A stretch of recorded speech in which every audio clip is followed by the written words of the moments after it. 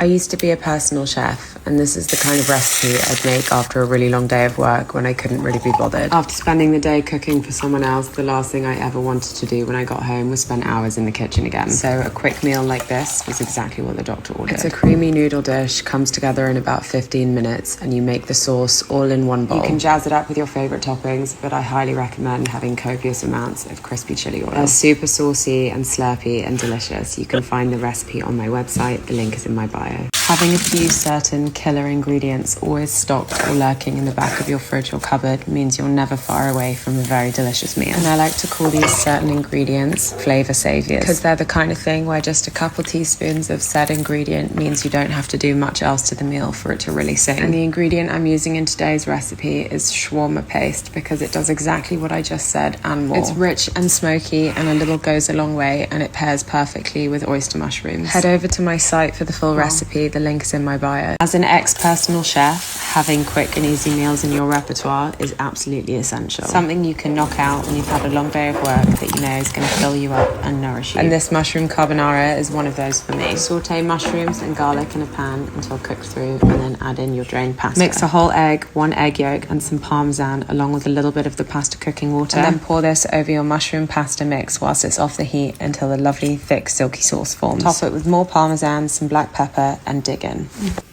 Heat some olive oil in a pan and fry off diced shallot, garlic and rosemary. Deglaze the pan with a dry white wine and then go in with some cannellini beans and a quarter of a stock cube. Meanwhile, in a separate pan, fry garlic and chili in olive oil. Remove the stems from cavolo nero and plunge in boiling water for 2 minutes before draining and adding to the garlic and chili pan. Mix well and add a squeeze of lemon juice. Remove the rosemary stalks from your beans and stir through some freshly grated parmesan. Serve with the cavolo nero on top, and be sure to spoon over any leftover garlic and chili oil. And of course, if we're having beans, there's always good crusty bread on the side.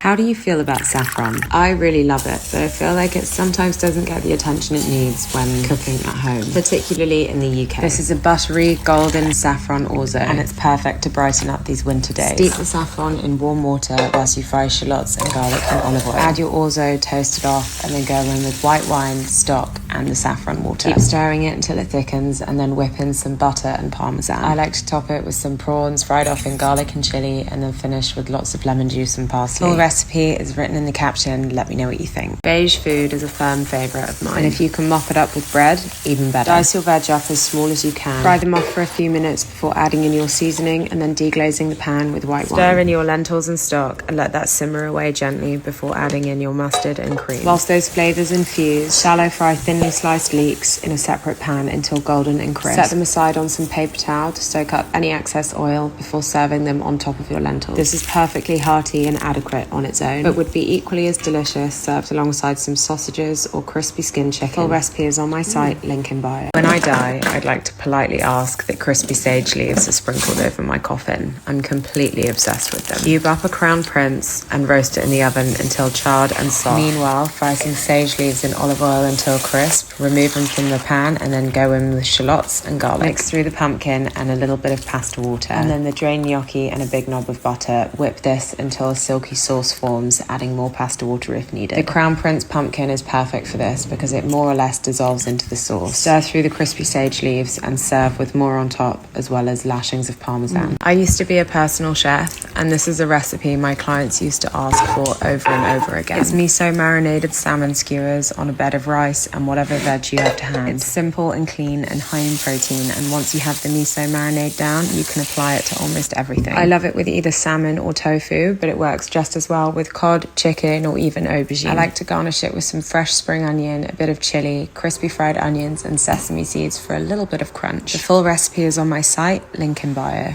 I've seen everyone and their mum making either a caramelized onion or French onion pasta, and it's inspired me to try my own version. I finally sliced my onions and then sweat them down with lots of butter. I added in some white wine for acidity and then a little bit of pasta water. It's a dark brown colour because I cooked my pasta in some beef stock. Once al dente, I drained it and mixed it through the onions along with more butter and parmesan. Served it up in a nice bowl and made sure to drizzle over any excess sauce. The flavour of this was sensational. I highly recommend trying it if you haven't already. Something I believe to be highly underrated in cooking is a ready-made curry paste. This whole meal from start to finish took me 15 minutes. I used a shop-bought Thai green curry paste, and if you're in the UK and you don't know which one to buy, look for one that has a Great Taste Award. It usually means it'll taste delicious, and then you can apply that to almost every ingredient you buy. I used prawns for this because they're so quick, but you could use tofu or chicken or whatever you like. Thai green curry is traditionally served with rice, but I really love it with noodles, so that's what I've done here. Full recipe is in the caption.